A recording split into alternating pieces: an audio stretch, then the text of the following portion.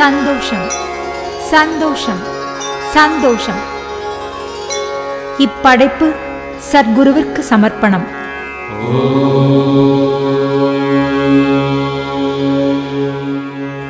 இயற்கையின் தர்மம். உலக சமாதான ஆலயம் திருமூர்த்திமலை.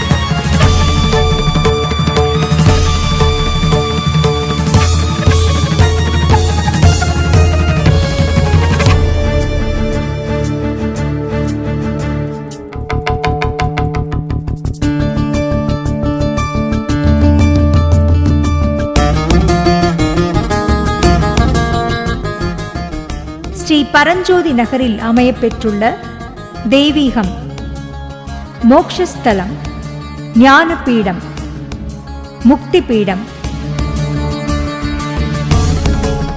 உலக அமைதி தூதுவர் ஜெகத்குரு மகா மகரிஷி பரஞ்சோதியார் அவர்களின் உரையாடலை காண்போம். சந்தோஷம். வணக்கம் நேயர்களே. இயற்கையின் தர்மம்ங்கிற நிகழ்ச்சியில உங்களை சந்திக்கிறதுல மிக்க மகிழ்ச்சி. இன்று நம்மோடு ஜெகத்குரு மகா மகரிஷி பரஞ்சோதியார் அவர்கள் உலக சமாதானத்தை பற்றி நம்மோடு உரையாட இருக்கிறார்கள். வணக்கம் குருஜி. சந்தோஷம். உலக சமாதான தினம், அதை பத்தி எங்களுக்கு கொஞ்சம் விளக்கமா சொல்லுங்க. உலக சமாதானம், உலக முதல் போருக்கு பிறகு உலக நாடுகளெல்லாம் ஒன்று சேர்ந்து இனி உலகத்திற்கு போர் வேண்டாம் என்ற ஒரு சிந்தனையிலே உறுதி கொண்டு நவம்பர் திங்கள் 11ஆம் தேதி போரெல்லாம் நீங்கி உலகம் அமைதி பெற வேண்டும் என்பதற்காக 11 நவம்பர் 11ஆம் தேதியை உலக சமாதான தினமாக அறிவிக்கப்பட்டிருந்தது.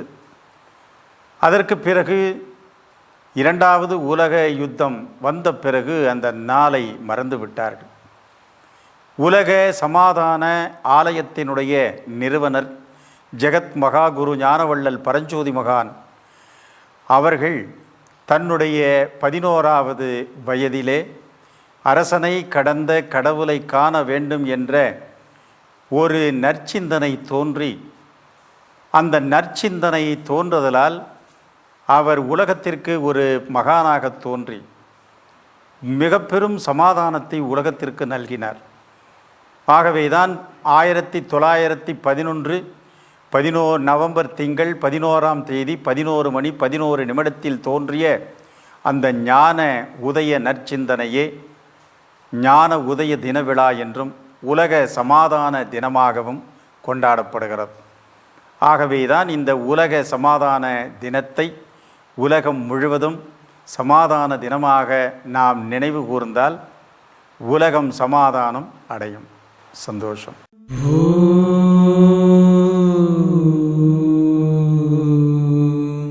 இயற்கையின் தர்மம்.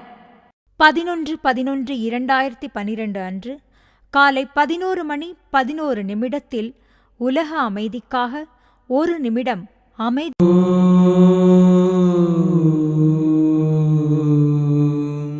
இயற்கையின் தர்மம்.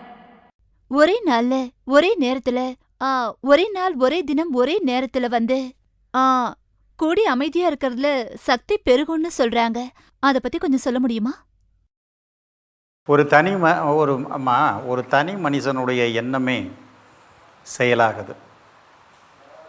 தனி மனிதனுடைய எண்ணம் தான் வாழ்வாக மாறுது. அப்போ தனி மனிதன் தான் குடும்பமாகிறான், குடும்பம்தான் சமுதாயமாகுது, சமுதாயங்கள் எல்லாம் தேசமாகுது, தேசங்களெல்லாம் உலகமாகுது. அப்போ இங்கே எண்ணத்திற்கு வலிமை அதிகமானால் எண்ணம் செயலாக மாறுகிறது. இது ஒரு கூட்டு எண்ணம் என்று சொல்கிறோம். இப்போ தனி மனிதனுடைய பிரச்சனைகளில் அவரவர்களுடைய இல்லத்தில் இருக்கக்கூடிய பூஜை அறையில் அவரவர்கள் குடும்பம் நல்லா இருக்கணும்னு பிரார்த்தனை பண்ணுறாங்க. இப்போ குலதெய்வ வழிபாடுனா அந்த குலமெல்லாம் நல்லா இருக்கணும்னு குலதெய்வ வழிபாடு செய்கிறாங்க. ஊரெல்லாம் நல்லா இருக்கணுங்கிறதுக்காக ஊரில் ஒரு கோவில்களில் சேர்ந்து வழிபாடு செய்கிறாங்க. இப்போ தேசமெல்லாம் நல்லா இருக்கணுங்கிறதுக்காக தேசிய விழாக்களில் தேசமெல்லாம் நல்லா இருக்கணுங்கிறதுக்காக அதில் கொண்டாடுறாங்க. இப்போ அதே போல் இப்போ சமீபத்தில் சில நிகழ்ச்சிகளை நான் உங்களுக்கு சொல்கிறேன். இப்போ காலம் சென்ற அமரர் நமது தமிழக முதல்வர் டாக்டர் எம்ஜிஆர் அவர்கள் உடல் நலம் குன்றியிருந்தாங்க. இப்போ அவருக்கு இங்கிருந்து அமெரிக்கா போகிறப்ப எல்லாருக்குமே அவருக்கு எல்லா மருத்துவர்களும் கைவிட்ட நிலை தான். அந்த நிலையில் எல்லாருடைய ஒட்டுமொத்தமான ஒரு சிந்தனை அவர் நலம் பெற்று திரும்பணும், எங்களுக்கு மீண்டும் தமிழக முதல்வராக அவர் வரணும் அப்படின்னு இங்கே மதம் பார்க்கல, இனம் பார்க்கல, மொழி பார்க்கல, எல்லாரும் சேர்ந்து ஒட்டுமொத்த எண்ணங்களை அங்கே வச்சாங்க. அதுக்கு பிரார்த்தனைன்னு சொல்லலாம், ஏக சிந்தனைன்னு சொல்லலாம், ஒருங்கிணைந்த சிந்தனைன்னு சொல்லலாம், பல்வேறு பெயர்களை சொன்னாலும் அந்த ஒட்டுமொத்தமான எண்ணங்கள் மனிதன் எந்த எண்ணத்தில் ஒன்றுபடுகிறானோ அந்த எண்ணத்துக்கு வலிமை அதிகம். அப்போ அவர் முதல்வர் நமக்கு அற்புதமாக திரும்பி வந்தார். மருத்துவர்களாலேயே கைவிடப்பட்ட அவர் மக்களினுடைய எண்ணங்களால் அவர் வந்தார். அப்போ அந்த நேரங்களில் எல்லாருமே சொன்னாங்க, எல்லாருடைய பிரார்த்தனை, அப்போ நம்முடைய கூட்டு பிரார்த்தனை, கூட்டு சிந்தனை ஒரு மாற்றத்தை ஏற்படுத்திச்சு. இப்போ சமீப காலத்தில் கூட பார்க்கலாம், அன்புக்குரிய நம்முடைய ரஜினிகாந்த் அவர்கள், அவருக்கும் உடம்பு சரியில்லை. நீங்கள் அந்த சிங்கப்பூருக்கு அவர் போயிட்டு அவருக்கு உடல் நல குறைவால் எல்லாருமே அவர் திரும்பி வர முடியுமா அப்படிங்கிற ஒரு நிலைகள் இருந்தார். அப்போ இங்கே இருக்கக்கூடிய மக்கள், உதாரணத்தை சொல்கிறேன், ஏன்னா இன்றைக்கி எல்லாருக்கும் தெரிந்தவர்களை பற்றி சொன்னால் எல்லாருக்கும் தெரியும் அப்படிங்கிறதுக்காக. அதே போல தான் இரண்டாவது உலக யுத்தத்தில் ஒரு நாடு வெற்றி அடைய வேண்டும் அப்படின்னு வி ஃபார் விக்டரி அப்படின்னு அந்த நாட்டு மக்களெல்லாம் 2 கைகளை வைத்து விக்டரி விக்டரி விக்டரி, தோல்வி அடைகின்ற நேரத்தில் அந்த விக்டரி என்ற எண்ணத்தை எல்லாம் ஒருங்கிணைச்சாங்க. அப்போ அந்த நாடு வெற்றி கண்டது. அதே போல தான் எண்ணத்தினுடைய வலிமை தான் இது. அப்போது சமாதானம் இல்லை, அமைதி இல்லை, நிம்மதி இல்லை, இல்லைன்னு நினைக்க அது இல்லாமலே போயிடுது. அதனால தான் நமக்கு இந்த ஒருங்கிணைந்த எண்ணம் நிச்சயம் ஒரு மிகப்பெரும் மாற்றத்தை ஏற்படுத்தும். அப்போ ஒரு தனி மனிதனுடைய மாற்றமே ஒரு மிகப்பெரிய மாற்றத்தை ஏற்படுத்துதுமா. இப்போ ஒரு உதாரணத்திற்கு புத்தர் என்ற ஒருவர் தான் ஒரு மிகப்பெரிய மாற்றத்தை ஏற்படுத்தியிருக்கார். ஆக ஒருவருடைய சிந்தனையே ஒரு பெரும் மாற்றத்தை ஏற்படுத்துகிறது என்றால் அந்த நேரத்தில் எல்லாருக்கும் அந்த அமைதி கிடைக்குது. அப்போ அமைதிக்கு பிறகு என்ன அப்படின்னு கேட்டிங்கன்னா ஒரு புதிய படைப்பாற்றல் தோன்றுகிறது. மனிதனுடைய வளர்ச்சியிலே, அறிவு வளர்ச்சியிலே இப்பொழுது இருக்கின்ற இந்த அறிவு வளர்ச்சியை விட ஒரு உயர்ந்த அறிவு வளர்ச்சிமா. இப்போ பார்த்திங்கன்னா எல்லாருக்குள்ளேயும் என்ன இருக்குது, தான் மட்டும் நல்லா இருந்தால் போதும்னு நினைக்கிறாங்க இல்லையா. முன்பாவது ஒரு குடும்ப உணர்வு இருந்தது. இப்போ கணவன் மனைவி எல்லாம் எடுத்துக்கிட்டிங்கன்னா கணவன் மட்டும் நல்லா இருக்கணும்னு நினைக்கிறாரு, மனைவி மட்டும் நல்லா நினைக்கிறாரு, குழந்தைகளை பார்த்தா நாங்கள் மட்டும் நல்லா இருக்கணும்னு நினைக்குதுங்க. அவர்களுக்குள்ள பார்த்தீங்கன்னா அண்ணன் நான் மட்டும் நல்லா இருக்கணும்னு பார்க்குறான், சொத்துக்களை பிரிக்கிறப்ப எனக்கு மட்டும் எச்சா வேணும்னு நினைக்கிறான். பாருங்கள், அப்போ அங்கேயே அந்த சமத்துவ உணர்வு இல்லைம்மா. அப்போ அதுக்கு என்ன வேணும்னா ஹை ஆட்டிடியூடு வேணும். அப்போ அந்த மனம் ஒரு உயர்ந்த மனமாக மாறணும். அப்போ அந்த உயர்ந்த மனமாக மாறுறதுக்கு நம்ம எண்ணங்களெல்லாம் ஒருங்கிணைக்கின்ற பொழுது, அதனால தான் ஒவ்வொருடைய மனமும் ஒன்று ஆழ்ந்த நிலைக்கு போச்சுன்னா இந்த உயர்ந்த குணங்கள் அங்கே வெளிப்படும். ஆக இன்றைக்கி எல்லாருக்கும் என்ன வேணும், மனமாற்றம் வேணும், குணமாற்றம் வேணும். ஆக ஒரு தனி மனிதனுடைய எண்ணங்கள் தான் ஒன்றுபடுகிற பொழுது அது ஒரு மிகப்பெரிய சக்தியாக மாறுகிறது. இப்போ ஒரு கை ஓசை வராதுன்னு சொல்கிறோம், எல்லாரும் சேர்ந்து தட்டுனா மிகப்பெரிய ஓசை வருதுமா. இப்போ ஒரு உதாரணத்திற்கு நம்முடைய கோரிக்கைகளை நம்ம நிறைவேற்றணும் அப்படின்னா என்ன சொல்லுவாங்க, உங்களுடைய கூக்குரலெல்லாம் மேலிடத்துக்கு எட்டணும் வாங்க. இங்கே மேலிடம்னா என்ன? அரசுக்கு எட்டணும். அப்போ நமக்கெல்லாம் ஆண்டவன் எவனோ அவனே, ஆள்பவன் எவனோ அவனே ஆண்டவன். அப்போ நம்முடைய கோரிக்கைகள் எல்லாம் நிறைவேறும்னா, நீங்கள் தனிப்பட்ட முறையில் இந்த கோரிக்கைகளை வச்சிங்கன்னா நிறைவேறாது. நீங்கள் ஒரு ஒட்டுமொத்தமாக இந்த கோரிக்கைகளை வைங்கிறாங்க. அப்போ ஒட்டுமொத்தமாக நம் கோரிக்கைகளை வைக்கின்ற போது அது அரசுக்கு எட்டுகிறது. அதே போல் மனிதர்களெல்லாம் ஒன்றுபடுகிற பொழுது நிச்சயம் நமக்கெல்லாம் மேலிடம் இது இறைவன், பிரபஞ்சத்தின் மையம். அந்த பிரபஞ்ச சக்திக்கு இந்த அலைகளெல்லாம் மேலே போய் ஒரு மிகப்பெரிய மாற்றத்தை அது ஏற்படுத்தும். குருமகான், உலக சமாதான தினம் என்னைக்குன்னு கொஞ்சம் விளக்கமா சொல்றீங்களா? 11/11/2012 11 மணி 11 நிமிடத்தில் நாம் எல்லோரும் உலகத்திற்காக, உலக அமைதிக்காக ஒரு நிமிடம் அமைதி காப்பதின் மூலம் மக்களினுடைய ஜீவ மின் காந்த அலைகளின் மாற்றத்தால் உலகிலே மிக பெரும் மாற்றம், அது அமைதியின் மாற்றமாய் வெளிப்படும்.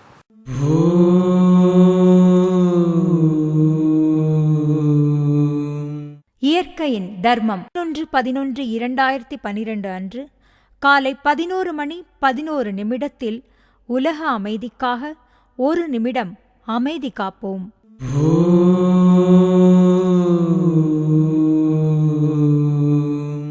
இயற்கையின் தர்மம். குருமகான், இது எப்படி பாசிட்டிவ் எனர்ஜியை உண்டாக்குது? நல்ல எண்ணங்கள் நேர்மறையான ஆற்றல்களை உருவாக்குதுமா. அதனால் நேர்மறையான இந்த எண்ணங்கள் நேர்மறையான சக்திகளை உருவாக்கி ஒரு உலகத்திலே இந்த பிரபஞ்ச காந்த ஆற்றல்களை அதிகரிக்க செய்வதின் மூலம் ஒரு அமைதியை இந்த உலகம் பெறுகிறது. இந்த இயற்கையினுடைய ஒரு தர்மம் என்ன என்றால், நீ எதை கொடுக்கிறாயோ அதை திரும்ப பெறுகிறாய். மண்ணில் எதை விதைக்கிறாயோ அந்த விளைவுகளை பெறுகிறாய். ஆகவே இந்த உலகிலே நாம் அமைதியின் அலைகளை விதைக்கின்ற பொழுது அமைதியின் விளைவுகளை நாம் பெறுகிறோம். குருமகான், உலக சமாதானத்தை பத்தி நாம இங்க பேச ஆரம்பிக்கும் போதே வெளியில மழை கொட்டோன்னு கொட்டுது. குருமகான், இதுக்கு அவ்வளோ பவரா, அவ்வளோ சக்தியா இந்த உலக சமாதான அமைதிக்கு? நிச்சயமாம்மா. ஏன்னா நல்லது எங்கு பேசப்படுகிறதோ அங்கு நல்லது விளைந்தே தீரும். அப்போ இயற்கையின் தர்மம், இயற்கை நல்லா இருக்கணும்னு நாம் நினைக்கிறப்ப இயற்கை எதுக்கு உறுதுணையாக நமக்கு இருக்குமா? இயற்கையே இப்போ இது என்னாச்சு? சமாதானம் வேண்டும். நீங்கள் எங்கெல்லாம் சமாதானம் பேசுகிறீங்களோ அங்கெல்லாம் நான் வந்துடுவேன். அதனால் நல்லது எங்கே பேசினாலும் சில நேரங்களில் சொல்லுவோம் இல்லையா, நல்லார் ஒருவர் அந்த இடத்துக்கு போனாலே நல்ல மழை பெய்யணும்னு சொல்லுவாங்கம்மா. ஆக நாம் இந்த உலகமெல்லாம் நல்லா இருக்கணும்னு நினைக்கிறோம் இல்லையா? ஆக அந்த உலகமெல்லாம் நல்லா இருக்கணுங்கிறப்ப அந்த இயற்கையும் நம்மோட அந்த எண்ணத்தில் சேருது. அதனால தான் இன்றைக்கி ஏன் அப்போது மழை இல்லை? எல்லாரும் மழை வரணும்னு யாரும் நினைக்கலம்மா. முக்கியமாக மழை வேணும்னு நினைக்கிறவங்க விவசாயிகள்.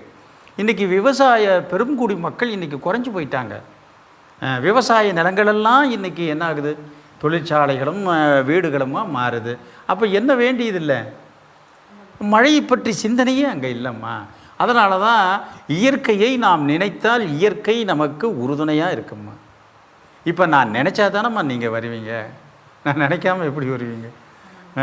அதே மாதிரி தான் நாம் மழையை வேணும்னு நினச்சா நிச்சயம் கிடைக்கும். அப்போ சமாதானம் வேணும்னு நினச்சா சமாதானம் வரும். இப்போ இல்லைன்னு நினச்சிக்கிட்டு இருக்காங்க, அதனால தான் இல்லாமலே போகுது. ஆகவே தான் ஒரு புள்ளியில் அந்த எண்ணத்தை வைத்தோம் என்றால் அந்த புள்ளி மிக பெரும் மாற்றத்தை ஏற்படுத்தும்.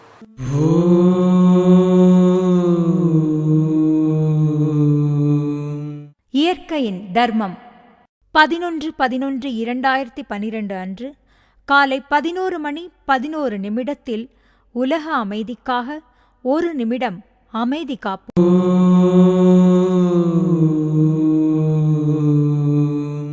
இயற்கையின் தர்மம்.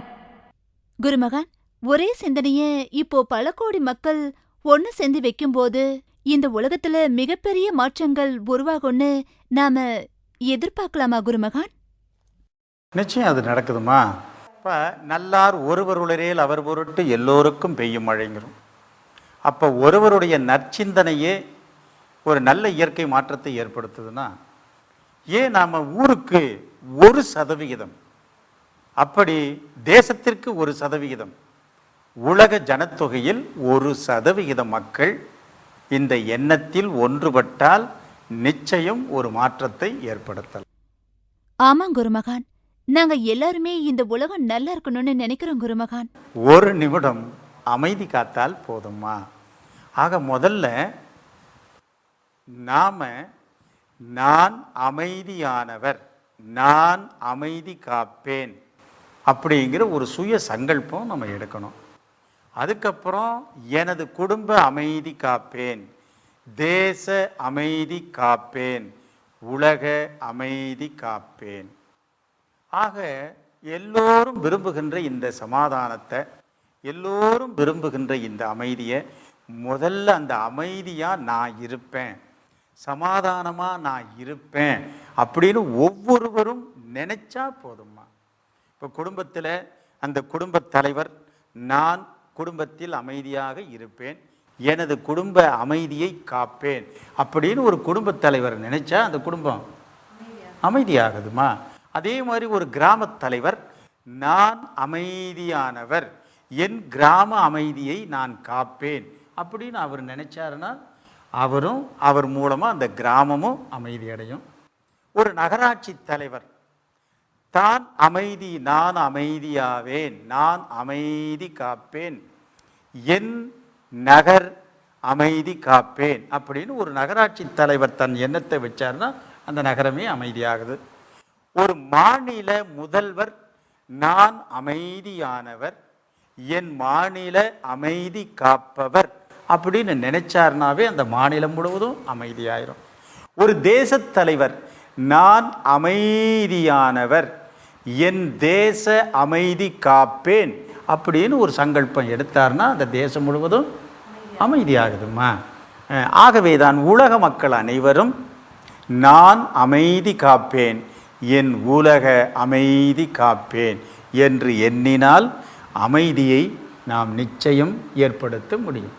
அதனால்தான் இதற்கு அதிகமான செலவுகளோ அல்லது அதிகமான முயற்சிகளோ எடுக்க வேணாம். இது ஒரு கூட்டு முயற்சி.